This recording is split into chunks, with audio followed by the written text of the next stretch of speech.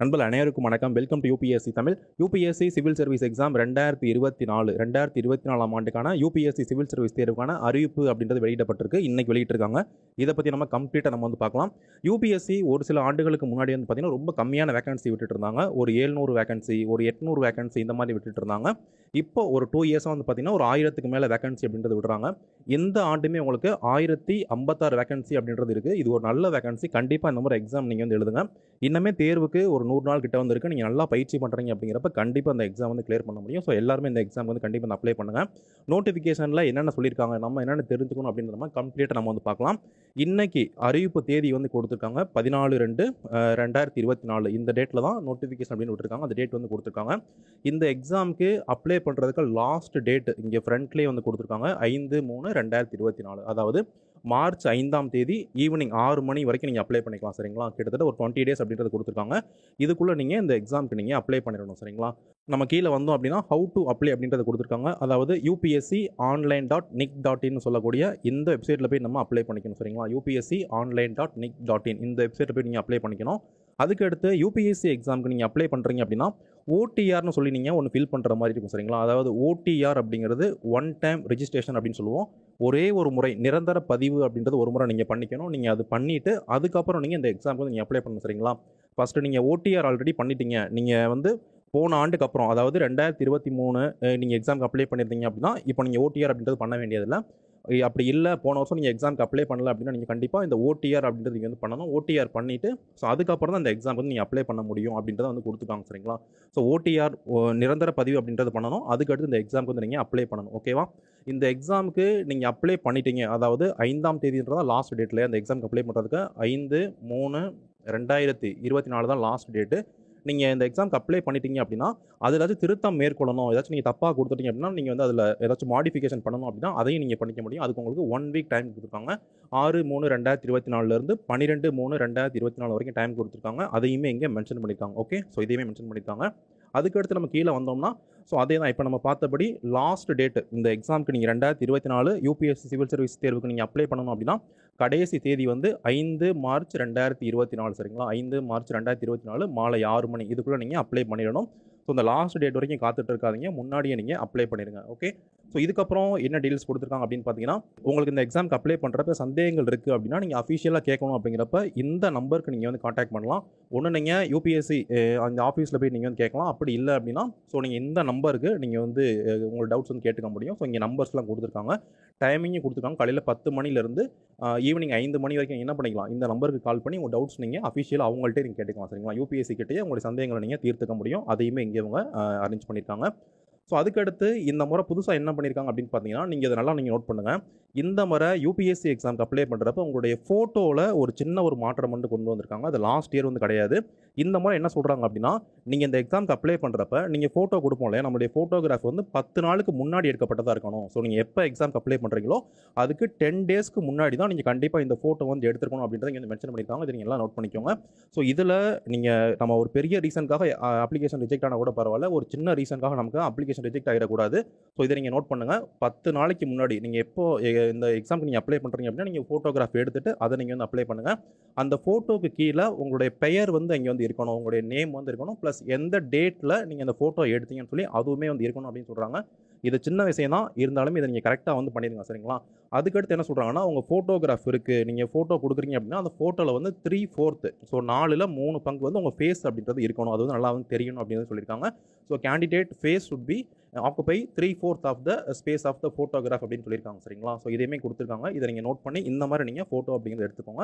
So பழைய photo கொடுக்காம இப்போ நீங்கள் எக்ஸாம் அப்ளை பண்ணுறீங்க அப்படின்னா ஒரு ஃபோட்டோகிராஃப் எடுத்துகிட்டு அதை நீங்கள் கொடுங்க.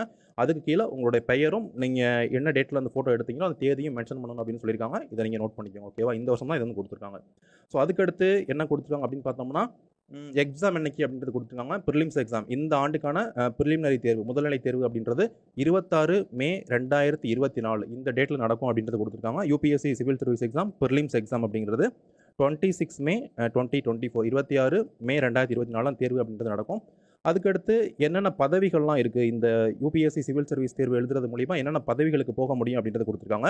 ஸோ எல்லாருக்கும் விருப்பமான பதவி ஃபஸ்ட்டு வந்து பார்த்தீங்க அப்படின்னா வந்து ஐஏஎஸ் அப்படின்றது இருக்குது. Indian administrative service, Indian foreign service, Indian police service, Indian audit account service group A இருக்குது, இந்தியன் சிவில் அக்கௌண்ட் சர்வீஸ் இருக்குது, கார்ப்பரேட் லா சர்வீஸ் இருக்குது, டிஃபென்ஸ் அக்கௌண்ட் சர்வீஸ் இருக்குது, டிஃபென்ஸ் எஸ்டேட்ஸ் சர்வீஸ் இருக்குது. அதுக்கடுத்து Indian information service group A இருக்குது, postal service, P and T accounts finance service, railway protection force இருக்குது. So அதுக்கடுத்து IRS Indian revenue சர்வீஸ்லேயே வந்து ரெண்டுமே இருக்குது, ஐடியும் இருக்குது, ஸோ கஸ்டம்ஸ் ஜிஎஸ்டியும் இருக்குது. ஸோ அதுக்கடுத்து பார்த்தீங்கன்னா ட்ரேடு சர்வீஸ் குரூப் ஏ இருக்குது. அதுக்கடுத்து ஐஆர்எம்ஏன்னு சொல்லக்கூடிய Indian railway management service IRMS வந்து இருக்குது. ஸோ அதுக்கடுத்து armed forces head quarter civil service இருக்குது. அதுக்கடுத்து டான் ஐஏஎஸ் இருக்குது, டான் ஐபிஎஸ் இருக்குது. அதுக்கடுத்து பாண்டிச்சேரி சிவில் சர்வீஸ் இருக்குது. அதுக்கடுத்து பாண்டிச்சேரி போலீஸ் சர்வீஸ் இருக்குது. சரிங்களா, கிட்டத்தட்ட 21 பதவிகளுக்கு உங்களால் போக முடியும். இந்த ஒரு எக்ஸாம் நீங்கள் எழுதுனீங்க அப்படின்னா உங்கள் ரேங்க் அடிப்படையில் நீங்கள் நல்ல ஒரு டாப் ரேங்க் வாங்கிட்டீங்க இந்த எக்ஸாமில் அப்படின்னா உங்களால் உங்களுக்கு பிடிச்ச வேலை எடுத்துக்க முடியும். உங்களால் ஐஏஎஸ்ஸே போக முடியும். சரிங்களா, அடுத்தடுத்த ரேங்க் வாங்குவாங்க, அடுத்தடுத்த வேலைகள் அப்படின்றது நீங்கள் எடுத்துக்க முடியும். சரி, நல்ல ஒரு டாப் ரேங்க் வாங்குறதுக்கு பாருங்கள். இன்னமே இந்த ப்ரிலிம்ஸ் எக்ஸாமுக்கு இன்னொரு 100 நாட்கள் இருக்குது. நீங்கள் நல்லா எஃபோர்ட் போட்டு படிச்சிங்கன்னா கண்டிப்பாக இந்த எக்ஸாம் வந்து கிளியர் பண்ண முடியும். இந்த எக்ஸாமுக்கு 100 நாளில் எப்படி படிக்கிறது கூட நம்ம ஒரு வீடியோ போட்டிருக்கோம். ஸோ அது கூட நம்ம சேனலில் வந்து இருக்குது, கண்டிப்பாக நீங்கள் செக் பண்ணி பாருங்கள். சரிங்களா, அப்போ இந்த ஆண்டுக்கான வேகன்சி வந்து இங்கே வந்து கொடுத்துருக்காங்க. ஸோ அப்ராக்சிமேட்டாக 1056 வேகன்சி வந்து இருக்குது. அப்ராக்சிமேட்டாக 1056 வேகன்சி இருக்குது அப்படின்றது கொடுத்துருக்காங்க. மொத்த வேகன்சி வந்து 1056. இந்த 1056 வேகன்சியில் 40 வேகன்சி வந்து பார்த்தீங்க அப்படின்னா மாற்றுத்திறனாளிகளுக்கு ஒதுக்கியிருக்காங்க. சரிங்களா, 40 வேகன்சி வந்து நீங்கள் வந்து பர்சன் வித் பெஞ்ச்மார்க் டிசேபிலிட்டி மாற்றுத்திறனாளிகளாக இருந்தீங்க அப்படின்னா உங்களுக்கு 40 வேகன்சி அப்படின்றது இருக்குது. அந்த 40 வேகன்சிலையும் ஸோ உங்களுக்கு பிரித்து கொடுத்துருக்காங்க. ஓகே, ஸோ அந்த ரிசர்வேஷன் இங்கே வந்து இருக்குது, அதையும் கொடுத்துருக்காங்க. ஸோ அதுக்கடுத்து நம்ம பார்க்க வேண்டியது ப்ரிலிம்ஸ் எக்ஸாமுக்கான சென்டர் எங்கெங்கெல்லாம் நமக்கு அந்த முதல்நிலை தேர்வு சென்டர் இருக்குது அப்படின்றது கொடுத்துருக்காங்க. இந்த எக்ஸாம் வந்து மொத்தம் 3 கட்டங்களாக வந்து நடக்கும். ஒன்று வந்து ப்ரிலிம்ஸு, இன்னொன்று பார்த்தீங்க அப்படின்னா வந்து மெயின்ஸு, இன்னொன்று பார்த்தீங்க அப்படின்னா வந்து இன்டர்வியூ. சரிங்களா, இப்போ நம்ம அப்ளை பண்ணுறது ப்ரிலிம்ஸ் எக்ஸாமுக்கு தான் அப்ளை பண்ணுறோம், முதல்நிலை தேர்வுக்கு தான் அப்ளை பண்ணணும். நீங்கள் முதல்நிலை தேர்வு பாஸ் பண்ணால் தான் அடுத்த ஸ்டேஜுக்கு போக முடியும். அப்போ இந்த முதல்நிலை தேர்வு எங்கெங்கெல்லாம் நடக்கும் அப்படின்றது கொடுத்துருக்காங்க. அப்போ என்னென்ன சென்டர்லாம் இருக்குது தமிழ்நாட்டில், எல்லா மாவட்டங்களையும் கிடையாது, குறிப்பிட்ட மாவட்டங்களில் மட்டும்தான் இருக்குது. ஸோ இந்தியா ஃபுல்லாக எக்ஸாம் நடக்கும். நான் இங்கே ஹைலைட் பண்ணியிருக்கிறது எல்லாமே தமிழ்நாட்டுக்குள்ளே இல்லைனா தமிழ்நாட்டுக்கு பக்கத்தில் என்னென்ன பிளேஸ் இருக்குது அப்படின்னு நான் ஹைலைட் பண்ணியிருக்கேன். தமிழ்நாட்டை பார்த்த வரைக்கும் நீங்கள் சென்னையில் இந்த எக்ஸாம் வந்து எழுத முடியும், கோயம்புத்தூரில் இந்த எக்ஸாம் வந்து எழுத முடியும், மதுரையில் நீங்கள் எக்ஸாம் வந்து எழுத முடியும், திருச்சியில் நீங்கள் எக்ஸாம் வந்து எழுத முடியும், வேலூரில் நீங்கள் எக்ஸாம் வந்து எழுத முடியும். ஸோ தமிழ்நாட்டுக்கு பக்கத்தில் இருக்கக்கூடிய புதுச்சேரியில் நீங்கள் எக்ஸாம் வந்து எழுத முடியும். சரிங்களா, ஸோ இந்த பிளேசஸில் மட்டும்தான் ப்ரிலிம்ஸ் எக்ஸாம் அப்படின்னு எழுத முடியும். அது மட்டும் இல்லாமல் சென்னையில் மட்டும் வந்து அன்லிமிட்டடாக வந்து இருக்கும். ஸோ அதாவது நீங்கள் லாஸ்ட் டைமில் அப்ளை பண்ணால் கூட சென்னையில் உங்களுக்கு வேகன்சி அப்படிங்கிறது கிடைக்கும். நீங்கள் வேறு பிளேசஸ் இப்போ கோயம்புத்தூர், மதுரை, அதுக்கடுத்து திருச்சி, வேலூர், அதுக்கடுத்து புதுச்சேரி, இந்த பிளேசஸ்லாம் வந்து பார்த்தீங்க அப்படின்னா வந்து லிமிட்டட் சீட்ஸ் தான் இருக்கும். சரிங்களா, இப்போ உதாரணத்துக்கு ஒரு 1000 பேர் தான் எக்ஸாம் எழுத முடியும் அப்படின்னு வச்சுருக்காங்க அப்படின்னா 1000 பேர் அப்ளை பண்ணிட்டாங்க அப்படின்னு வச்சுக்கோங்களேன், அந்த சீட் வந்து ஃபுல்லாயிரும், இந்த பிளேஸ் உங்களுக்கு கிடைக்காது. சரிங்களா, இப்போ திருச்சி இருக்குது அப்படின்னா நீங்கள் திருச்சியில் வந்து ஒரு எத்தனை சீட் வச்சுருப்பாங்கன்னு தெரியாது. ஸோ அந்த குறிப்பிட்ட சீட் வச்சுருக்காங்க அப்படின்னா அந்த சீட் ஃபுல்லாகிடுச்சு அப்படிங்கிறப்ப திருச்சி வந்து அந்த இதில் லிஸ்ட்லேருந்து போயிடும். சரிங்களா, அதனால் நீங்கள் சீக்கிரமாகவே என்ன பண்ணுங்கள், அப்ளை பண்ணிடுங்க. சென்னை மட்டும் லாஸ்ட் வரைக்கும் இருக்கும். நீங்கள் சென்னை தவிர வேறு பிளேசஸ்க்கு நீங்கள் அப்ளை பண்ணுறீங்க அப்படின்னா கூடுமான வரை நீங்கள் சீக்கிரமாக நீங்கள் வந்து அப்ளை பண்ணிடுங்க. ஸோ அப்படி இல்லைனா அந்த வேகன்சி அப்படின்றது முடிஞ்சிடும். சரிங்களா, அதையும் இங்கே கொடுத்துருக்காங்க. அதுக்கடுத்து மெயின்ஸ் எக்ஸாமுக்கான சென்டரும் நீங்கள் வந்து சூஸ் பண்ணணும். இந்த எக்ஸாமுக்கு அப்ளை பண்ணுறப்போ மெயின்ஸ்க்கான சென்டரும் நீங்கள் வந்து கொடுக்கணும். ஸோ மெயின்ஸு இந்தியாவில் நிறையா பிளேசஸில் வந்து நடக்குது. தமிழ்நாடு அப்படின்னு பார்க்குறப்ப சென்னையில் மட்டும்தான் நீங்கள் மெயின்ஸ் எக்ஸாம் வந்து எழுத முடியும். சரிங்களா, அதையுமே இங்கே மென்ஷன் பண்ணியிருக்காங்க. Prelims exam centre, mains exam centre வந்து கொடுத்துருக்காங்க. இங்கே எப்பயும் போல் அந்த ஃபஸ்ட்டு அப்ளை ஃபஸ்ட்டு அலாட் அப்படின்றத கொடுத்துருக்காங்க. ஃபஸ்ட்டு அப்ளை ஃபஸ்ட்டு அலாட் அப்படின்றத நான் சொல்கிறேன். ஃபஸ்ட்டு யார் வர்றாங்களோ அவங்களுக்கு அந்த சீட் வந்து ஃபஸ்ட்டாக வந்து அலாட் பண்ணிடுவாங்க. அதாவது திருச்சி, மதுரை, வேலூர், கோயம்புத்தூர்லாம் பார்த்தீங்க அப்படின்னா வந்து லிமிட்டட் சீட் தான் இருக்கும். ஸோ அது ஃபுல் ஆயிடுச்சு அப்படின்னா அந்த பிளேஸ் வந்து உங்களுக்கு வந்து கிடைக்காது, அது வந்து உங்களுக்கு காமிக்காது. சரிங்களா, பேலன்ஸ் என்ன இருக்கோ அதை நீங்கள் அப்ளை பண்ணுற மாதிரி இருக்கும். ஓகே, ஸோ இது ஒன்று இருக்குது. ஸோ கூடுமான வரை நீங்கள் சீக்கிரமாக நீங்கள் அப்ளை பண்ணிடுங்க. அதுக்கடுத்து பிளான் ஆஃப் த எக்ஸாமினேஷன், இந்த எக்ஸாம் வந்து மொத்தம் எத்தனை கட்டங்களில் நடக்கும் அப்படின்றத கொடுத்துருக்காங்க. ஸோ இங்கே ஃபஸ்ட்டு வந்து ப்ரிலிமினரி தேர்வு, முதல்நிலை தேர்வு அப்படின்றது நடக்கும். அதுக்கடுத்து மெயின்ஸில் உங்களுக்கு ரிட்டன் எக்ஸாம் இருக்கும், அதுக்கடுத்து இன்டர்வியூ இருக்கும். சரிங்களா, அதையுமே இங்கே மென்ஷன் பண்ணியிருக்காங்க. ஓகே, ஸோ இதையுமே நீங்கள் வந்து பார்த்துக்கோங்க. அதுக்கடுத்து எலிஜிபிலிட்டி, ஸோ என்னென்ன எலிஜிபிலிட்டிலாம் வேணும், குவாலிஃபிகேஷன் வேணும் அப்படின்றத பார்க்கலாம். ஃபஸ்ட்டு வந்து நேஷ்னாலிட்டி அப்படின்னு பார்க்குறப்ப இந்தியனாக இருக்கணும். கண்டிப்பாக இந்தியன் சிட்டிசனாக வந்து இருக்கணும். அப்போ தான் அந்த எக்ஸாம் வந்து எழுத முடியும். நீங்கள் வேறு நாட்டுக்காரங்களாக இருந்தீங்க பார்க்குறீங்க அப்படின்னா அதையும் நீங்கள் பார்த்துக்கோங்க. ஓகே, ஸோ ஃபஸ்ட்டு எலிஜிபிலிட்டி அப்படின்னு பார்க்குறப்ப நேஷ்னாலிட்டி வந்து இந்தியனாக வந்து கண்டிப்பாக வந்து இருக்கணும். அதுக்கடுத்து ஏஜ் லிமிட், என்ன வயதுக்குள்ளே இருக்கணும் அப்படின்றத நம்ம வந்து பார்க்கணும். ஸோ உங்களுக்கு மினிமம் ஏஜ் குறைந்தபட்ச வயது அப்படின்னு பார்க்குறப்ப 21 வயது சரிங்களா. ஸோ அதுக்கடுத்து அப்பர் ஏஜ் இப்போ மினிமம் ஏஜ் அப்படின்னு பார்க்குறப்ப ஸோ 21 வயது இருந்தால் போதும் இந்த எக்ஸாம் வந்து உங்களால் எழுத முடியும். ஃபைனல் இயர் படித்தா கூட இந்த எக்ஸாம் வந்து எழுத முடியும். ஓகேங்களா. அதுக்கடுத்து அப்பர் ஏஜ் லிமிட் அப்படின்னு பார்க்குறப்ப ஸோ ஜென்ரல் கேட்டகரியாக இருக்கீங்க அப்படின்னா நீங்கள் 32 வயது வரைக்கும் தான் இந்த எக்ஸாம் வந்து எழுத முடியும். ஓகே, 32 இயர்ஸ் வரைக்கும் தான் பொது பிரிவில் இருக்கவங்க இந்த தேர்வு வந்து எழுத முடியும். அதாவது உங்களோட date of birth 2 August 1992 1 August 2003 இந்த டேட்குள்ளே மட்டும்தான் இருக்கணும். ஓகேங்களா. ஜென்ரல் கேட்டகரியாக இருந்தீங்கன்னா இந்த டேட்குள்ளே மட்டும்தான் எழுத முடியும். நம்ம அப்பர் ஏஜ் லிமிட் அதிகபட்ச வயது அப்படின்னு பார்க்குறப்ப எஸ்சி கேட்டகரி அதுக்கடுத்து எஸ்டி கேட்டகரியாக இருக்காங்க அப்படிங்கிறப்ப, அதாவது எஸ்சி கேட்டகரியாக இருந்தாலும் பரவாயில்ல, எஸ்டி கேட்டகரியாக இருந்தாலும் அவங்களுக்கு வந்து 5 ஆண்டுகள் தளர்வு அப்படின்றது இருக்குது சரிங்களா. அதாவது 37 வயது வரைக்கும் அவங்களால எழுத முடியும் சரிங்களா. நீங்கள் வந்து எஸ்சி எஸ்டி கேட்டகரியில் இருக்கீங்க அப்படின்னா 37 வயது வரைக்கும் உங்களால் எழுத முடியும்.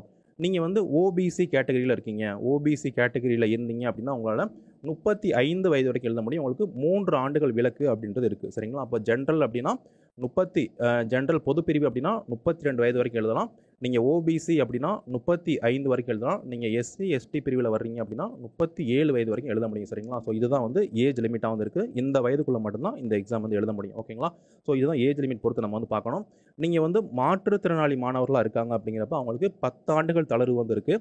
அதாவது அவங்களுக்கு கேட்டகரி வைஸ் என்ன ஏஜ் லிமிட் இருக்கோ அதுலேருந்து அவங்களுக்கு 10 ஆண்டுகள் அவங்களுக்கு எக்ஸ்ட்ரா வந்துருக்கும் சரிங்களா. மாற்றுத்திறனாளிகளுக்கு 10 ஆண்டுகள் தளர்வு அப்படின்றது இருக்குது. ஓகே, ஸோ அதுக்கடுத்து எஜுகேஷனல் குவாலிஃபிகேஷன் அப்படின்றது பார்க்கணும். எஜுகேஷனல் குவாலிஃபிகேஷன் கல்வி தகுதி அப்படின்னு பார்க்குறப்ப ஒரே ஒரு கிராஜுவேஷன், நீங்கள் ஒரே ஒரு டிகிரி வாங்கியிருந்தீங்கன்னா போதும், நீங்கள் இந்த எக்ஸாமுக்கு வந்து எலிஜிபிள் தான் சரிங்களா. யூஜிசியால் அங்கீகரிக்கப்பட்ட கல்லூரிகள் பல்கலைக்கழகத்திலிருந்து ஒரு டிகிரி வாங்கியிருந்தீங்கன்னா போதும், நீங்கள் வந்து எலிஜிபிள். நீங்கள் ரெகுலர் காலேஜில் படிச்சிருக்கலாம், இல்லைனா நீங்கள் வந்து கரஸில் படிச்சிருக்கலாம், எப்படி படிச்சிருந்தாலுமே இந்த எக்ஸாமுக்கு வந்து நீங்கள் எலிஜிபிள் தான் சரிங்களா. நீங்கள் டிகிரி முடிச்சிருந்தாலுமே போதும், நீங்கள் வந்து எலிஜிபிள். அதே மாதிரி நீங்கள் வந்து ஃபைனல் இயர் படிக்கிறீங்க அப்படின்னாலுமே கூட நீங்கள் வந்து எலிஜிபிள் தான் சரிங்களா. அதையுமே இங்கே வந்து கொடுத்துருக்காங்க. ஓகே, நீங்கள் ஃபைனல் இயர் இப்போ படிச்சுட்டு இருக்கீங்க அப்படின்னாலுமே கூட இந்த எக்ஸாம் உங்களால் எழுத முடியும். ஏஜ் மட்டும் உங்களுக்கு வந்துருச்சு அப்படின்றத நீங்கள் பார்த்துக்கோங்க. ஓகேங்களா. ஸோ அதுக்கு அடுத்து வந்து நோட்டிஃபிகேஷனில் பார்க்க வேண்டியது நம்பர் ஆஃப் அட்டெம்ப்ட். ஒவ்வொரு கேட்டகரியுமே எத்தனை முறை இந்த எக்ஸாம் எழுத முடியும் அப்படின்றதுக்கு இதை பற்றி நம்ம வந்து பார்ப்போம். நீங்கள் எஸ்சி எஸ்டி கேட்டகரியில் வர்றீங்க அப்படின்னா அன்லிமிட்டட் அட்டெம்ப்ட் சரிங்களா. அப்போ 21 வயதுலேருந்து 37 வயது வரைக்கும் நீங்கள் எத்தனை முறை வேணாலும் நீங்கள் எழுதலாம். ஓகேங்களா. நீங்கள் தொடர்ந்து எத்தனை முறை வேணாலும் எழுதலாம். ஸோ அன்லிமிட்டட் அட்டெம்ப்ட் அப்படிங்கிறது இருக்குது. நீங்கள் வந்து ஓபிசி கேட்டகரியில் வர்றீங்க. ஓபிசி அப்படின்றது ஒன்றும் கிடையாது. தமிழ்நாட்டில் இருக்கக்கூடிய நீங்கள் வந்து எம்பிசி பிசி டிஎன்சி சரிங்களா. எம்பிசி பிசி டிஎன்சி பிசிஎம் இந்த கேஸ்ட்டுக்குள்ளே இந்த கேட்டகரிக்குள்ளே நீங்கள் வர்றீங்க அப்படின்னா நீங்கள் இந்த கேட்டகரி கொடுக்கக்கூடாது. நீங்கள் எல்லாருமே ஓபிசியில் தான் வருவீங்க சரிங்களா. இந்த மாதிரி எதில் வந்தாலுமே ஓபிசி சர்டிஃபிகேட் தான் வாங்கணும், ஓபிசியில் தான் வருவீங்க. அப்போ இந்த கேட்டகரிக்குள்ளே நீங்கள் வர்றீங்க அப்படிங்கிறப்ப உங்களுக்கு 9 அட்டெம்ப்ட் அப்படின்றது இருக்குது. நீங்கள் 9 முறை தான் அந்த எக்ஸாம் எழுத முடியும். 21 வயதுலேருந்து 35 வயது வரைக்கும் இருக்கவங்க தான் எழுத முடியும். ஓபிசியில் இருக்கவங்க அவங்க 9 முறை வந்து இந்த எக்ஸாம் வந்து எழுதிக்கலாம் சரிங்களா. அதுக்கடுத்து பிடபிள்யூபிடி மாற்றுத்திறனாளிகளாக இருக்காங்க அப்படிங்கிறப்ப அவங்க அதாவது ஜென்ரலாக இருந்து இடபிள்யூஎஸ்ஸாக இருந்து ஓபிசியாக இருந்தாங்கன்னா 9 முறை எழுதலாம். ஸோ இதில் இருக்கவங்க எஸ்சி எஸ்டியாக இருக்காங்க அப்படிங்கிறப்ப அவங்க அன்லிமிட்டட் அவங்களுக்கு எத்தனை வயது வரைக்கும் அந்த லாஸ்ட் வரைக்கும் இருக்கோ அது வரைக்கும் எத்தனை முறை வேணாலும் எழுத முடியும் சரிங்களா. அதையுமே இங்கே வந்து கொடுத்துருக்காங்க.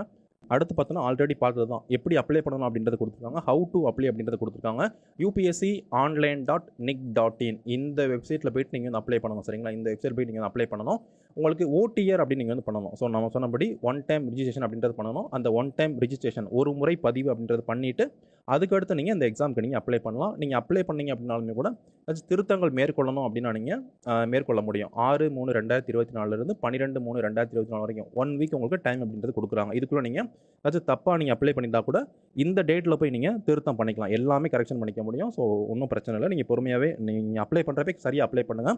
சப்போஸ் தப்பாயிடுச்சு அப்படின்னாலுமே கூட நீங்கள் என்ன பண்ணிக்கலாம், நீங்கள் கரெக்ஷன் அப்படிங்கிறது பண்ணிக்கலாம் சரிங்களா. அதையுமே இங்கே மென்ஷன் பண்ணியிருக்காங்க. ஸோ அதுக்கடுத்து லாஸ்ட் டேட் இந்த எக்ஸாமுக்கு அப்ளை பண்ணுறதுக்கான லாஸ்ட் டேட் வந்து கொடுத்துருக்காங்க. இதை நோட் பண்ணிக்கோங்க. 5/3/2024 மாலை 6 மணி இதுக்குள்ளே நம்ம அப்ளை பண்ணி முடிச்சிடணும் அப்படின்றத இங்கே வந்து கொடுத்துருக்காங்க சரிங்களா. இதையுமே நீங்கள் பார்த்துக்கோங்க. ஸோ நம்ம பேசிக் டீல்ஸ் எல்லாமே நம்ம வந்து பார்த்துட்டோம். ரிசர்வேஷன் அடிப்படையில் ஒன்று மட்டும் நம்ம வந்து பார்க்கணும். நீங்கள் வந்து ஓபிசி சர்டிஃபிகேட் நீங்கள் வாங்குறீங்க, நீங்கள் வந்து ஓபிசி கேட்டகரிக்குள்ளே வர்றீங்க அப்படின்னா உங்களுடைய சர்டிஃபிகேட்டு 1/4/2023 இந்த டேட்டுக்கு அப்புறம் தான் நீங்கள் வாங்கியிருக்கணும் சரிங்களா. நீங்கள் முன்னாடி வாங்கியிருந்தீங்க போன ஆண்டு வாங்கியிருந்த சர்டிஃபிகேட்டோ அதுக்கு முன்னாடி ஃபினான்ஷியல் இயரில் வாங்கியிருந்ததோ வந்து செல்லாது. கண்டிப்பாக உங்களுடைய சர்டிஃபிகேட் 1/4/2023 இந்த டேட்டுக்கு அப்புறம் நீங்கள் வாங்கியிருக்கணும்னு சொல்லி இது வந்து மென்ஷன் பண்ணியிருக்காங்க. சப்போஸ் இந்த டேட்டுக்கு அப்புறம் நீங்கள் வாங்கலை, பழைய சர்டிஃபிகேட் நீங்கள் கொடுக்குறீங்க அப்படின்னா உங்களுடைய அப்ளிகேஷன் அப்படிங்கிறது ரிஜெக்ட் ஆயிரும். சரிங்களா, ரிஜெக்ட் ஆயிரும். அப்படி இல்லைனா உங்களுக்கு அந்த ரிசர்வேஷன் அப்படிங்கிறது கொடுக்க மாட்டாங்க, ரிசர்வேஷன் உங்களுக்கு வராது. சரிங்களா, ஸோ அதனால் நீங்கள் ஓபிசி கேட்டகரிக்குள்ளே வர்றீங்க அப்படிங்கிறப்ப 1/4/2023 இந்த டேட்டுக்கு அப்புறம் தான் நீங்கள் கண்டிப்பாக அந்த சர்டிஃபிகேட் வந்து வாங்கியிருக்கணும். அதே மாதிரி இடபிள்யூஎஸ் எக்கனாமிக்கலி வீக்கர் செக்ஷனில் நீங்கள் வர்றீங்க, நீங்கள் சர்டிஃபிகேட் வாங்கணும் அப்படின்னாலுமே கூட இந்த டேட்டுக்கு அப்புறம் தான் உங்களுடைய சர்டிஃபிகேட் அப்படின்றது இருக்கணும். சரிங்களா, நீங்கள் வந்து எஸ்சி எஸ்டி கேட்டகரியில் வர்றீங்க அப்படின்னா உங்களுக்கு டேட் எதுவுமே கிடையாது. நீங்கள் எந்த டேட்டில் சர்டிஃபிகேட் வாங்கியிருந்தாலுமே அது வந்து சொல்லும். ஸோ எந்த பிரச்சனையும் கிடையாது. நீங்கள் ஓபிசி இடபிள்யூஎஸ்ல வந்தால் மட்டும் இந்த டேட்டுக்கு அப்புறம் தான் நீங்கள் சர்டிஃபிகேட் அப்படின்றத வாங்கியிருக்கணும் அப்படின்றத கொடுத்துருக்காங்க. சரிங்களா, ஸோ இப்போ நம்ம இந்த எக்ஸாமுக்கு எப்படி அப்ளை பண்ணுறது, என்ன குவாலிஃபிகேஷன், எலிஜிபிலிட்டி எல்லாமே நம்ம வந்து பார்த்துட்டோம். இப்போ நம்ம பிளான் ஆஃப் த எக்ஸாமினேஷன், இந்த எக்ஸாம் வந்து என்ன பிளானிங் நடக்கும், எத்தனை கட்டங்களாக நடக்கும், இதை பற்றின இந்த எக்ஸாம் பற்றின டீட்டெயில்ஸ் நம்ம வந்து பார்ப்போம். இந்த எக்ஸாம் ப்ரிலிம்ஸ் எப்படி நடக்கும், மெயின்ஸ் எப்படி நடக்கும், இதெல்லாம் நம்ம வந்து பார்க்கலாம். ஸோ இந்த எக்ஸாம் பொறுத்த வரைக்கும் மொத்தம் வந்து 3 கட்டங்களாக நடக்கும். சரிங்களா, ஃபஸ்ட்டு வந்து ப்ரிலிம்ஸ் எக்ஸாம் முதல்நிலை தேர்வு அப்படின்றது நடக்கும். அதுக்கடுத்து மெயின்ஸு முதன்மை தேர்வு அப்படின்றது நடக்கும். அதுக்கடுத்து இன்டர்வியூ ஆளுமை தேர்வு அப்படின்னு நடக்கும். சரிங்களா, இந்த 3 கட்டங்களாக இந்த எக்ஸாம் நடக்கும். ஒவ்வொரு கட்டத்தை பற்றி இங்கே வந்து கொடுத்துருக்காங்க. ஃபஸ்ட்டு ப்ரிலிம்ஸ் எக்ஸாம் பற்றி நம்ம வந்து பார்ப்போம். இப்போ நம்ம அப்ளை பண்ணுறது ப்ரிலிம்ஸ்னு சொல்லக்கூடிய இந்த எக்ஸாமுக்கு தான் நம்ம வந்து அப்ளை பண்ணுறோம். சரிங்களா, ப்ரிலிமினரி தேர்வு இந்த எக்ஸாமுக்கு தான் நம்ம வந்து அப்ளை பண்ணுறோம். இந்த எக்ஸாமில் உங்களுக்கு 2 பேப்பர் வந்து இருக்கும். அதை இங்கே வந்து மென்ஷன் பண்ணியிருக்காங்க. 2 கம்பல்சரி பேப்பர்ஸ் அப்படின்றது இருக்கும். 2 பேப்பர் வந்து இருக்கும். நீங்கள் ஒரே நாளில் இந்த எக்ஸாம் வந்து 26 மே 2024 இந்த எக்ஸாம் தான் நடக்குது. ஸோ இதே நாளில் இந்த ஒரே நாளில் காலையில் உங்களுக்கு ஒரு பேப்பர் எக்ஸாம் இருக்கும். ஸோ மாலை ஒரு தேர்வு வந்துருக்கும். சரிங்களா, காலை மதியம் 2 டைமே உங்களுக்கு எக்ஸாம் 2 பேப்பர் வந்து இருக்கும். ஸோ அதை இங்கே வந்து கொடுத்துருக்காங்க. இந்த கேள்வித்தாள் இந்த ப்ரிலிம்ஸ் எக்ஸாம் அப்படிங்கிறது உங்களுக்கு அப்ஜெக்டிவ் டைப்பில் தான் கேள்வித்தாள் அப்படின்றது இருக்கும். அதாவது மல்டிபிள் சாய்ஸ் கொஸ்டின், ஒரு கேள்வி இருக்கும். அந்த கேள்விக்கு கீழே ஒரு 4 ஆப்ஷன் கொடுத்துருப்பாங்க. இதில் எது சரியான ஆப்ஷன் நீங்கள் சூஸ் பண்ணுற மாதிரி இருக்கும். சரிங்களா, அப்போ ப்ரிலிம்ஸ் எக்ஸாம் அப்படிங்கிறது அதாவது நமக்கு மல்டிபிள் சாய்ஸ் கொஸ்டின்ஸாக தான் இருக்கும். ஸோ இதில் உங்களுக்கு 2 பேப்பர் வந்து இருக்கும். அதில் பேப்பர் 1 அப்படிங்கிறது உங்களுக்கு 2 பேப்பர் இருக்கும். ஒன்று காலையில் நீங்கள் ஜிஎஸ்ன்ற பேப்பர் எழுதுவீங்க, மதியம் வந்து சிசாட் அப்படின்ற பேப்பர் வந்து எழுதுவீங்க. காலையில் எழுதுகிற ஜிஎஸ் பேப்பரில் நீங்கள் வாங்குகிற மார்க் மட்டும்தான் ப்ரிலிம்ஸ் கிளியர் பண்ணுறதுக்கு எடுத்துக்கோங்க, இந்த மெரிட்டுக்கு வந்து எடுத்துக்கோங்க. சிசாட்னு சொல்கிற இந்த பேப்பர் வந்து குவாலிஃபைங் பேப்பர் தான், ப்ரிலிம்ஸில் குவாலிஃபைங் பேப்பர். அதில் 33% மார்க் நீங்கள் வாங்கிட்டீங்கன்னாவே போதும், நீங்கள் சிசாட் நீங்கள் கிளியர் பண்ணிடுவீங்க. அதை வந்து கொடுத்துருக்காங்க. அந்த ஜென்ரல் ஸ்டடீஸ் 2 அப்படின்றது தான் சிசாட். அந்த பேப்பர் வந்து பார்த்தீங்க அப்படின்னா வந்து மினிமம் குவாலிஃபைங் பேப்பர் தான். ஸோ அது வந்து நீங்கள் மினிமம் குவாலிஃபைங் மார்க்கான 33% நீங்கள் வாங்கிட்டீங்கன்னா போதும், நீங்கள் சிசாட்டு பாஸ் பண்ணுறீங்க. அப்போ சிசாட் அப்படிங்கிறது ஜஸ்ட் பாஸ் பண்ணால் போதும். நீங்கள் காலையில் நடக்கக்கூடிய அந்த ஜிஎஸ் பேப்பர் தான் நீங்கள் மார்க் அப்படிங்கிறத ஸ்கோர் பண்ணணும் அப்படின்றத கொடுத்துருக்காங்க. அதுக்கடுத்து கொஸ்டின் பேப்பர் கேள்வித்தாள் வந்து பார்த்தீங்க அப்படின்னா தமிழில் இருக்குமா அப்படின்னு கேட்டிங்கன்னா தமிழில் வந்து இருக்காது. 2 மொழிகளில் மட்டும்தான் உங்களுக்கு கேள்வித்தாள் அப்படின்றது இருக்கும். ஒன்று ஹிந்தி, இன்னொன்று இங்கிலீஷ். சரிங்களா, இந்த 2 மொழிகளில் மட்டும்தான் இருக்கும். ஒன்று ஹிந்தியில் இருக்கும், இன்னொன்று இங்கிலீஷில் இருக்கும். ஸோ ப்ரிலிம்ஸ் எக்ஸாம் எழுதுறதுக்கு ஒரு அடிப்படை ஆங்கிலம் அப்படிங்கிறது கண்டிப்பாக வந்து தேவை. சரிங்களா, அதுதான் இங்கே வந்து கொடுத்துருக்காங்க. அதுக்கடுத்து மெயின்ஸ் எக்ஸாம் பற்றி வந்து கொடுத்துருக்காங்க. மெயின்ஸில் மொத்தம் உங்களுக்கு 9 பேப்பர் இருக்கும். அந்த 9 பேப்பரை பற்றியும் ஒவ்வொரு பேப்பர் அங்கேருந்து கொடுத்துருக்காங்க. ஸோ அங்கே குவாலிஃபைங் பேப்பர் பற்றி கொடுத்துருக்காங்க. அதுக்கடுத்து ஜிஎஸ் பேப்பர்ஸ்லாம் பற்றி கொடுத்துருக்காங்க. இதை பற்றி டீட்டெயில்டான வீடியோ நம்ம சேனலில் வந்து இருக்கு, நீங்கள் கண்டிப்பாக நீங்கள் செக் பண்ணி பாருங்கள். சரிங்களா, அப்போ ஓவராலாக இந்த எக்ஸாம் பொறுத்த வரைக்கும் 3 கட்டங்கள் நடக்குமா. ஒன்று வந்து ப்ரிலிம்ஸ், ஓகேங்களா, ப்ரீ, அதுக்கடுத்து மெயின்ஸு, அதுக்கடுத்து இன்டர்வியூ. சரிங்களா, மொத்தம் வந்து இந்த 3 கட்டங்களாக வந்து நடக்கும். அதில் ப்ரிலிம்ஸில் நீங்கள் வாங்குறீங்கல்ல, நீங்கள் ப்ரிலிம்ஸில் வாங்குற மார்க் வந்து ஓவரால் ரேங்கிங் எடுத்துக்க மாட்டாங்க. சரிங்களா, இந்த ப்ரிலிம்ஸ் எக்ஸாம் அப்படிங்கிறது நீங்கள் மெயின்ஸ் எக்ஸாம் போகிறதுக்கான ஒரு குவாலிஃபிகேஷன் எக்ஸாம் தான். சரிங்களா, அப்போ ப்ரிலிம்ஸ் எக்ஸாமில் வாங்குற மார்க் வந்து ஃபைனல் ரேங்கிங். நீங்கள் கடைசியில் உங்களுக்கு ரேங்கிங் போடுவாங்க இல்லைங்களா, ஐஏஎஸ் ஐபிஎஸ்ன்னு போடுவாங்கல்ல, அதுக்கு ப்ரிலிம்ஸில் வாங்குற மார்க் வந்து எடுத்துக்க மாட்டாங்க. மெயின்ஸ்லையும் இன்டர்வியூலையும் வாங்குற மார்க் தான் எடுத்துக்குவாங்க. அப்போ மெயின்ஸில் உங்களுக்கு 1750 மார்க், மொத்தம் 9 பேப்பர் இருக்கும். ஸோ டோட்டல் மார்க் 1750, அது எப்படின்னு மேலே வந்து கொடுத்துருக்காங்க. அதுக்கடுத்து இன்டர்வியூவில் 275 மார்க்கு. அப்போ டோட்டலாக அந்த யூபிஎஸ்சி எக்ஸாமில் 2025 மார்க் தான் டோட்டல் மார்க் அப்படின்றத கொடுத்துருக்காங்க. சரிங்களா, அப்போ ப்ரிலிம்ஸ் வந்து மார்க் ஃபைனல் மார்க்கிங்க்கு வராது. அப்போ இது வந்து அவ்வளோ முக்கியம் இல்லையா அப்படின்னா, அப்போ இது முக்கியம் தான். ஏன்னா ப்ரிலிம்ஸ் எக்ஸாம் கொஞ்சம் டஃப்பாக தான் இருக்கும். ப்ரிலிம்ஸ் பாஸ் பண்ணால் தான் மெயின்ஸ்க்கே போக முடியும். சரிங்களா, அப்போ ப்ரிலிம்ஸும் நம்ம எஃபோர்ட் போட்டு தான் படிக்கிற மாதிரி வந்து இருக்கும். அதுக்கான எஃபோர்ட் கொடுத்தோம் அப்படின்னா கண்டிப்பாக ப்ரிலிம்ஸ் வந்து கிளியர் பண்ணலாம்.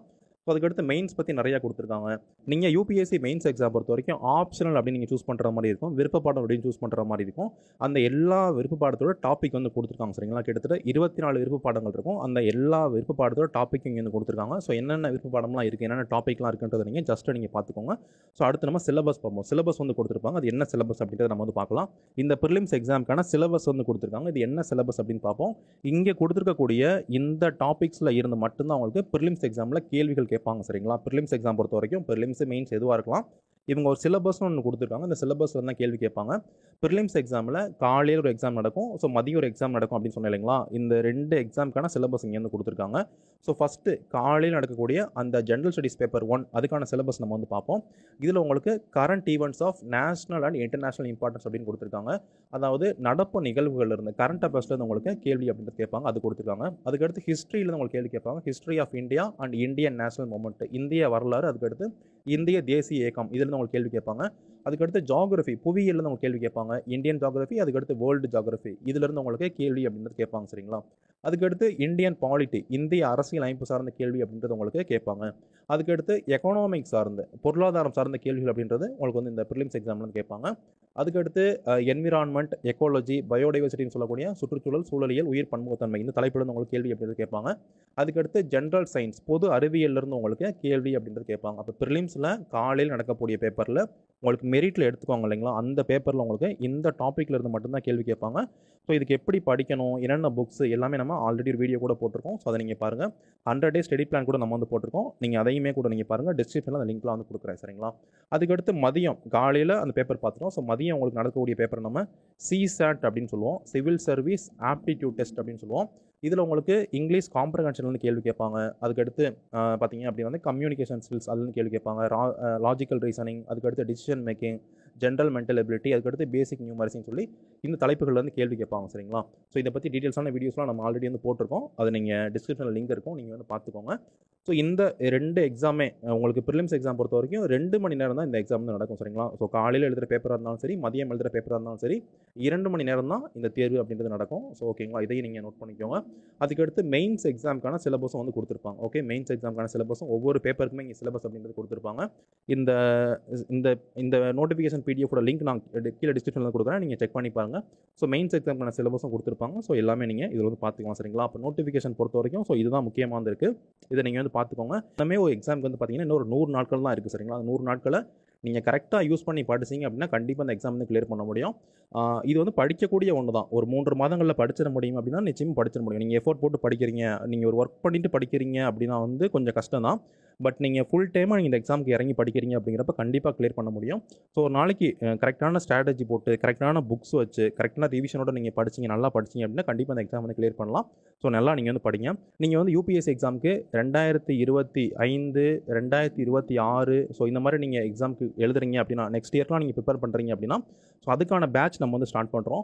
அந்த பேட்ச்சில் நீங்கள் ஜாயின் பண்ணீங்க அப்படின்னாலுமே கூட உங்களுக்கு பேசிக்ஸ்லாம் வந்து தெரியும். சரிங்களா? அந்த எக்ஸாமுக்குள்ளே நம்ம நிறையா ஒரு சில விஷயங்கள் வந்து நம்ம கவர் பண்ணுவோம். அது உங்களுக்கு ரொம்ப யூஸ்ஃபுல்லாக இருக்கும். நீங்கள் வந்து இந்த முறை 2024 நான் ஒரு அட்டெம்ப்ட் கொடுக்குறேன், ஆனால் என்னோட எய்ம் வந்து 2025 தான் என்னோட எய்ம். அப்படி இருந்தாலுமே கூட நீங்கள் இந்த கிளாஸில் நீங்கள் வந்து ஜாயின் பண்ணுங்கள், ரொம்ப யூஸ்ஃபுல்லாக இருக்கும். அந்த கிளாஸ் பற்றின டீட்டெயில்ஸ் நீங்கள் வந்து பாருங்கள். ஓகேங்களா? நீங்கள் UPSC சிவில் சர்வீஸ் தேர்வு 2025, 2026, 2027 இந்த ஆண்டுகளுக்கு நீங்கள் தயார் பண்ணுறீங்க அப்படின்னா உங்களுக்கான ஆன்லைன் கிளாஸஸ் நம்ம வந்து ஸ்டார்ட் பண்ணுறோம். ஆன்லைன் பேட்ச் நம்ம வந்து ஸ்டார்ட் பண்ணுறோம். இதில் நீங்கள் கண்டிப்பாக நீங்கள் வந்து ஜாயின் பண்ணலாம். உங்களுக்கு ப்ரிலிம்ஸில் 2 பேப்பர் வந்து இருக்கும். சரிங்களா? நீங்கள் ப்ரிலிம்ஸ் எக்ஸாமில் 2 பேப்பர் வந்து இருக்கும். ஒன்று வந்து ஜென்ரல் ஸ்டடீஸ் பேப்பர், பொது அறிவுத்தாள். இன்னொன்று CSAT paper, civil service aptitude test. சரிங்களா? இதில் ஜென்ரல் ஸ்டடீஸ் பொது அறிவுத்தாள் பொறுத்த வரைக்கும் உங்களுக்கு கரண்ட் அஃபேர்ஸ்லேருந்து கேள்வி கேட்பாங்க. அதுக்கடுத்து இந்தியன் ஹிஸ்ட்ரி, இந்தியன் நேஷனல் மூமெண்ட்லேருந்து கேள்வி கேட்பாங்க. ஜாகிரஃபி, புவியியல்லேருந்து கேள்வி கேட்பாங்க. பாலிட்டி, அரசியல் அமைப்பு, அதுக்கடுத்து எக்கனாமிக்ஸ், பொருளாதாரம், என்விரான்மெண்ட், சுற்றுச்சூழல் சார்ந்த கேள்விகள், அதுக்கடுத்து பொது அறிவியல், ஜென்ரல் சயின்ஸ் சார்ந்த கேள்விகள் வந்து உங்களுக்கு கேள்வி அப்படின்றது கேட்பாங்க. சரிங்களா? அதே மாதிரி CSAT அப்படின்னு பார்க்குறப்ப CSATல இங்கிலீஷ் சார்ந்த கேள்வி கேட்பாங்க. அதுக்கடுத்து ரீசனிங், ஆப்டி, கணிதம் சார்ந்த கேள்வி அப்படின்றது கேட்பாங்க. இந்த 2 பேப்பர் வந்து உங்களுக்கு கேள்வி அப்படின்னு கேட்பாங்க. இது எல்லாமே கவர் ஆகிற மாதிரி உங்களுக்கு இந்த ஆன்லைன் கிளாஸஸ் அப்படிங்கிறது இருக்கும். இந்த கிளாஸில் நீங்கள் ஜாயின் பண்ணுறீங்க அப்படிங்கிறப்ப UPSC எக்ஸாமுக்கு மட்டும் இல்லாமல் நீங்கள் வேறு எக்ஸாமுக்கு படிக்கிறீங்க. இப்போ TNPSC எக்ஸாமாக இருக்கலாம், SSC எக்ஸாமாக இருக்கலாம். ஸோ எல்லா எக்ஸாமுக்குமே எந்தெந்த எக்ஸாம்லாம் உங்களுக்கு GES ஜென்ரல் ஸ்டடீஸ் அப்படின்னு வருதோ எல்லா பாடத்துக்குமே வந்து யூஸ்ஃபுல்லாக இருக்கும். சரிங்களா? இப்போ TNPSC எக்ஸாம் எழுதுறீங்க அப்படின்னா TNPSC குரூப் 1, குரூப் 2, அதுக்கடுத்து குரூப் 4 எக்ஸாம்ஸ், SSCயில் இருக்கக்கூடிய MTS exam, CHSL exam, CGL exam, அதுக்கடுத்து பார்த்தீங்கன்னா வேறு என்ன கவர்மெண்ட் எக்ஸாமாக கூட இருக்கலாம். அதில் உங்களுக்கு ஜென்ரல் ஸ்டடீஸ் GS அப்படின்னு என்னென்ன எங்கெங்கெல்லாம் இருக்கோ ஸோ அது எல்லாத்துக்குமே உங்களுக்கு இந்த கிளாஸ் வந்து ரொம்ப யூஸ்ஃபுல்லாக இருக்கும். ஸோ இந்த கிளாஸில் நீங்கள் வந்து ஜாயின் பண்ணலாம். சரிங்களா? இந்த கிளாஸில் நீங்கள் ஜாயின் பண்ணணும் அப்படின்னா நீங்கள் கண்டிப்பாக ஒரு சின்சியர் ஆஸ்பிரண்ட்டாக இருக்கணும். ஏன்னா தொடர்ந்து நீங்கள் கிளாஸ் அப்படிங்கிறது கண்டிப்பாக வந்து வரணும். அப்படி வர முடிஞ்சிச்சு அப்படின்னா கண்டிப்பாக நீங்கள் ஜாயின் பண்ணுங்கள். 2025, 2026, 2027 ஸோ இந்த ஆண்டுகளுக்கு நீங்கள் வந்து படிக்கிறீங்க, சின்சியராக இருக்கீங்க, கண்டிப்பாக இந்த முறை வந்து இந்த எக்ஸாம் கொடுக்கணும் அப்படின்னு இருக்கீங்க அப்படின்னா நீங்கள் வந்து கண்டிப்பாக ஜாயின் பண்ணலாம். இந்த ஃபஸ்ட்டு பேட்ச் பொறுத்த வரைக்கும் ஸோ காலையில் 5:30 8 மணி வரைக்கும் டெய்லியுமே ஒரு கிளாஸ் அப்படிங்கிறது இருக்கும். மண்டேலேருந்து சாட்டர்டே வரைக்கும் ஒரு கிளாஸ் வந்து இருக்கும். ஸோ உங்களுக்கு சண்டே அன்னைக்கு உங்களுக்கு டெஸ்ட் இருக்கும். ஸோ மண்டே டு சாட்டர்டே வந்து உங்களுக்கு லைவ் கிளாஸ் இருக்கும். அதே மாதிரி ஒரு டெஸ்ட்டும் அப்படின்றது இருக்கும். உங்களுக்கு இந்த பேட்ச் பொறுத்த வரைக்கும் ஒரு லிமிடெட் சீட்ஸ் மட்டும் தான் இருக்குது. அதனால் நீங்கள் ஜாயின் பண்ணுறீங்க அப்படின்னா நீங்கள் சீக்கிரமாக நீங்கள் ஜாயின் பண்ணிக்கோங்க. கிளாஸஸ்லாம் உங்களுக்கு ஸ்டாண்டர்ட் புக்ஸ் அதுக்கடுத்து அஃபீஷியல் சோர்ஸ் மட்டும் தான் வச்சு தான் நம்ம வந்து எடுத்து கொடுக்குறோம். கிளாஸஸ் அப்படிங்கிற உங்களுக்கு லைவ் கிளாஸ் ஜூமில் வந்து டெய்லியுமே இருக்கும். சரிங்களா? இந்த பேட்ச் பொறுத்த வரைக்கும் ப்ரிலிம்ஸ்க்கான எல்லா பாடங்களும் வந்து கவர் பண்ணுறோம். ஜெனரல் ஸ்டடீஸில் இருக்கக்கூடிய இந்த பாடங்கள் எல்லாமே நம்மளுக்கு வந்து கவர் பண்ணி கொடுக்குறோம். அதே மாதிரி சிசாட்டில் உங்களுக்கு இந்த பாடங்கள் நம்ம வந்து கவர் பண்ணுறோம். சரிங்களா? ஃபீஸ் அப்படின்னு பார்க்குறப்ப 19,999 இதான் நம்ம வந்து ஃபீஸ் அப்படின்றது வச்சிருக்கோம். நீங்கள் ஆன்லைன் மோடில் பே பண்ணுற மாதிரி இருந்திருக்கும். ஸோ அந்த கிளாஸ் டியூரேஷன் அப்படின்னு பார்க்குறப்ப 6 மாதங்களுக்கு இந்த கிளாஸ் வந்து இருக்கும். சரிங்களா? அதாவது இப்போ நீங்கள் மார்க்கெட்டில் பார்த்தீங்க அப்படின்னா கூட ஒரு பாடங்களுக்கே 7,000 10,000 இப்போ இந்தியன் பாலிட்டி இந்த பாடத்துக்கு நீங்கள் கோர்ஸ் பண்ணிங்கன்னா கூட கண்டிப்பாக ஒரு 8,000 10,000 அந்த மாதிரி இருக்கும். இந்த சிசாட்டுக்கு மட்டுமே ஒரு 15,000 20,000 அப்படிங்கிறது இந்த ஒரு பாடத்துக்கு மட்டுமே இந்த சிசாட்டுக்கு மட்டுமே வந்திருக்கும். பட் ஆனால் நம்ம ஸோ எல்லாமே சேர்த்தே என்ன பண்ணுறோம், இந்த ஜிஎஸோட எல்லா சப்ஜெக்ட்டும் சரி, அதே மாதிரி சிசாட்டை சேர்த்து சரி, ஸோ எல்லாமே சேர்த்தே நம்ம இந்த ஒரு ஃபீஸ் தான் வைக்கிறோம். இது எல்லாமே ஃபுல் பேக்கேஜாக நீங்கள் வந்து வேணும் அப்படிங்கிறப்ப ஏதாச்சும் ஒரு அகாடமி நீங்கள் போய் கேட்டிங்க அப்படின்னாலுமே கூட குறைஞ்சபட்சம் ஒரு 1 lakhs அப்படிங்கிறது இருக்கும். நீங்கள் ஓனாகவே படிக்கலாம். இந்த எக்ஸாம் பொறுத்த வரைக்கும் ஓனாக படிக்க முடியும். நிறைய காணொலிகள் நம்ம சேனல்லே போட்டிருக்கோம். பிகாஸ் ஓனாக படிக்கிறவங்களுக்காக ஆரம்பிக்கப்பட்ட சேனல் தான் இது. பட் இருந்தாலும் உங்களுக்கு ஒரு கைடன்ஸ் தான் நல்லாயிருக்கும். இது எல்லாமே யாராச்சும் சொல்லிக் கொடுத்தா நல்லாயிருக்கும் அப்படிங்கிறப்ப நீங்கள் கண்டிப்பாக நம்ம கோர்ஸில் நீங்கள் வந்து ஜாயின் பண்ணலாம். ஸோ ஃபஸ்ட்டு பேட்ச் அப்படின்னு பார்க்குறப்ப மார்ச் 7 2024 மார்ச் 7 அன்னைக்கு உங்களுக்கு இந்த கிளாஸ் அப்படிங்க ஸ்டார்ட் பண்ணுறோம். சரிங்களா? மார்ச் 7 2024 இந்த கிளாஸ் நம்ம வந்து ஸ்டார்ட் பண்ணுறோம். 6 month கோர்ஸாக இது இருக்கும். ஸோ இதை பற்றின ஃபுல் டீட்டெயில்ஸ் வந்து பார்த்தீங்க அப்படின்னா கமெண்ட்டில் ஒரு வீடியோ இருக்கும். அதை நீங்கள் கிளிக் பண்ணி அப்படின்னா நீங்கள் வந்து பார்க்கலாம். ஓகேங்களா? ஸோ நம்ம அடுத்து கண்டினியூ பண்ணுவோம். ஸோ இப்போ நீங்கள் அந்த பேட்ச் டீட்டெயில்ஸ் வந்து பார்த்துருப்பீங்க. அந்த பேட்சோட நீங்கள் ஜாயின் பண்ணலாம். ஸோ உங்களுக்கு கண்டிப்பாக இந்த ஆண்டுகளுக்கு வந்து ரொம்ப யூஸ்ஃபுல்லாக இருக்கும். வேறு சந்தேகங்கள் இருக்குது அப்படின்னா நீங்கள் கமெண்ட் பண்ணுங்கள். நான் உங்களுக்கு ரிப்ளை பண்ணுறேன். ஓகேங்களா? தேங்க்யூ.